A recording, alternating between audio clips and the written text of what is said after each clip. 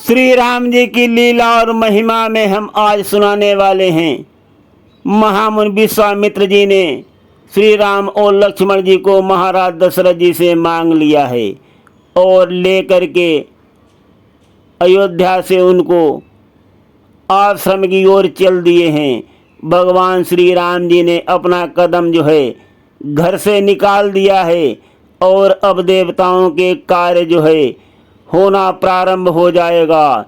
धरती का भार जो है वो हल्का होना शुरू हो जाएगा। जैसे साथियों भगवान श्री कृष्ण जी को अक्रूर जी गोकुल से बुला करके मथुरा को लाए थे और भगवान श्री कृष्ण जी ने जैसे ही गोकुल से कदम निकाला था ऐसे ही दुष्टों का संहार करके और धर्म की स्थापना करना शुरू कर दिया था। उसी तरह भगवान प्रभु श्री राम जी भी अयोध्या से निकल चुके हैं। भगवान श्री कृष्ण जी को अक्रूर जी बुला करके लाए थे और श्री राम जी को महामुनि विश्वामित्र जी लेकर के जा रहे हैं उनके घर से। फर्क इतना है कि भगवान श्री कृष्ण को तो कंस ने बुलवाया था, पता था, परंतु महामुनि विश्वामित्र जी को किसने भेजा है और वो क्यों लिए जा रहे हैं, ये रहस्य जो है वो अभी गुप्त है। जैसे जैसे कथा आगे बढ़ेगी ये भी रहस्य खुलेगा क्यों विश्वामित्र जी भगवान श्री राम और लक्ष्मण जी को लिए जा रहे हैं, उनका मुख्य प्रयोजन क्या है। अब कथा सुनिए विस्तार पूर्वक। कथा में आगे बढ़ने से पहले आज पितरपक्ष का दिन है, बहुत महत्वपूर्ण दिन है आज। 1 मिनट हम अपने पितरों का भी ध्यान करते हैं कथा में। पितेव सर्वलोकानां या करोति सदा हितं मातेव लालनं चैव परमेश्वरं नमामि तं। हमारे पितर और पूर्वज जो हमको सदा आशीर्वाद प्रदान करते हैं उनको हम बारंबार प्रणाम करते हैं, बारंबार प्रणाम करते हैं। महाराज दशरथ जी को जब गुरुवर वशिष्ठ ने सब कुछ समझाया तब महाराज दशरथ जी ने खुशी खुशी राम और लक्ष्मण जी का हाथ महामुनि विश्वामित्र जी के हाथ में पकड़ा दिया। गुरुवर वशिष्ठ जी जो थे वो भविष्य के ज्ञाता थे, उनको तो सब कुछ पहले से ही पता था क्या होने वाला है और वो बात उन्होंने महाराज दशरथ जी को बता भी दिया था कि महामुनि विश्वामित्र जी आपके सुकुमारों को लिए जा रहे हैं और ब्याज समेत वापस करेंगे। तो साथियों यहाँ पर गुरुवर वशिष्ठ जी ने गूढ़ शब्दों में महाराज दशरथ जी को सब कुछ बता दिया था और महामुनि विश्वामित्र जी राम और लक्ष्मण जी को अपने साथ लेकर के अयोध्या से चल देते हैं। और जब बीच रास्ते में पहुँचे तो महामुनि श्री राम जी से बोले कि चक्कर काट करके चलना होगा, बहुत समय लग जाएगा।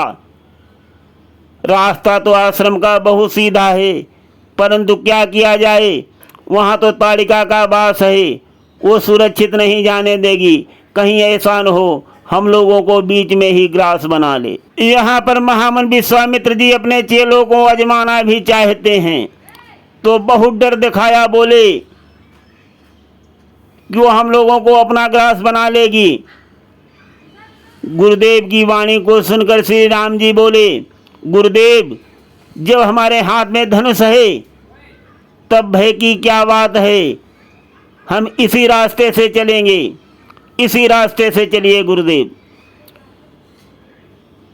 श्री राम जी की वाणी को सुनकर विश्वामित्र जी बोले, नाना खतरा मोल लेना ठीक नहीं है, वो बहुत ही खतरनाक है, पता नहीं कितने साधु संतों को उसने अपना ग्रास बना लिया है और जो इस रास्ते से गया है वो पता नहीं कहाँ समा गया, उसका आज तक अता पता नहीं है।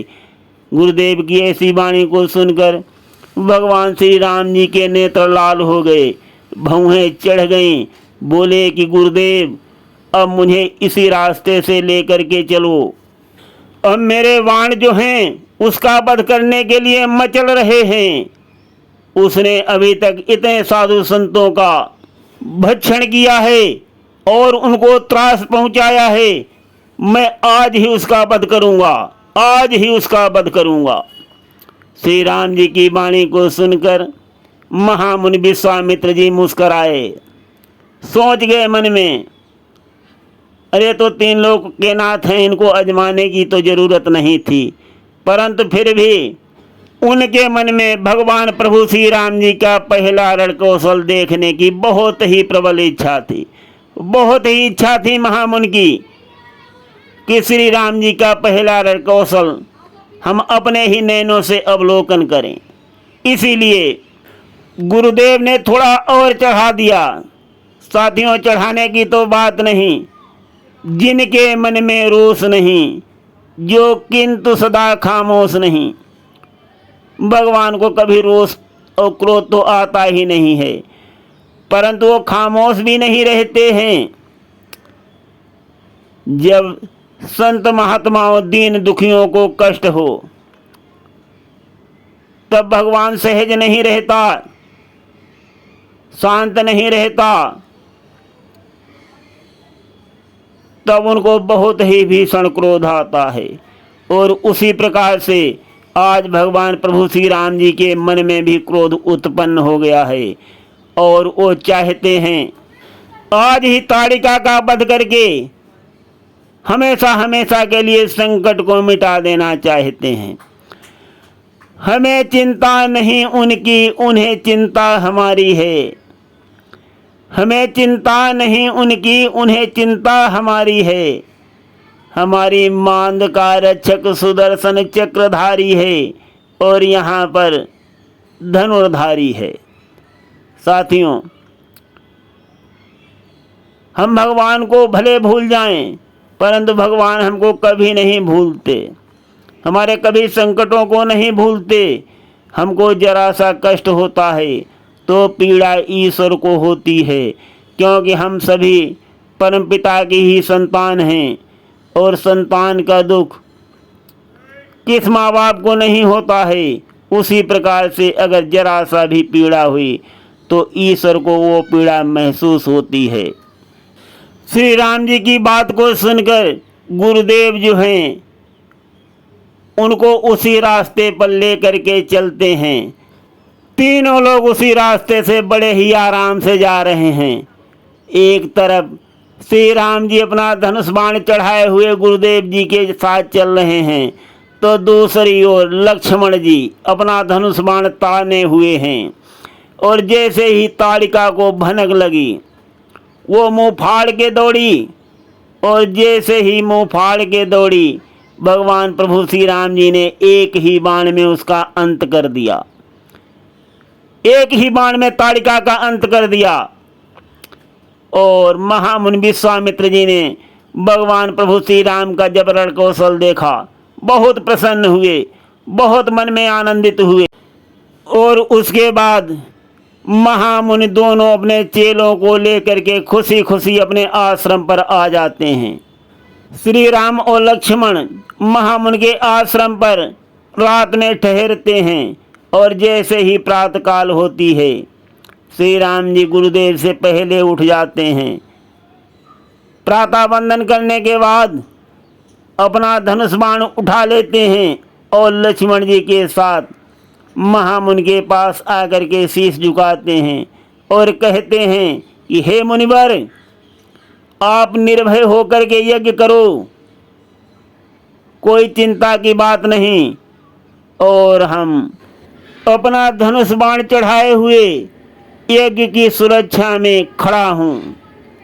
अब प्रभु से हमारी भी विनती है, जैसे आपने महामुनि की यज्ञ की सुरक्षा के लिए अपना बाण चढ़ा करके खड़े हुए थे, उसी भांति एक भजन के माध्यम से हम भी आपको बुलाने के लिए आमंत्रित करते हैं। चले आना प्रभु जी, चले आना, चले आना प्रभु जी चले आना। कभी राम बन के कभी श्याम बन के चले आना प्रभु जी चले आना। तुम राम रूप में आना, तुम राम रूप में आना। सीता साथ लेके धनुष हाथ लेके चले आना प्रभु जी चले आना। चले आना प्रभु जी चले आना। तुम राम रूप में आना, तुम राम रूप में आना। सीता साथ लेके धनुष हाथ लेके चले आना प्रभु जी चले आना। तुम श्याम रूप में आना, तुम श्याम रूप में आना। हो राधा साथ लेके मुरली हाथ लेके चले आना प्रभु जी चले आना। चले आना प्रभु जी चले आना। तुम शिव के रूप में आना, तुम शिव के रूप में आना।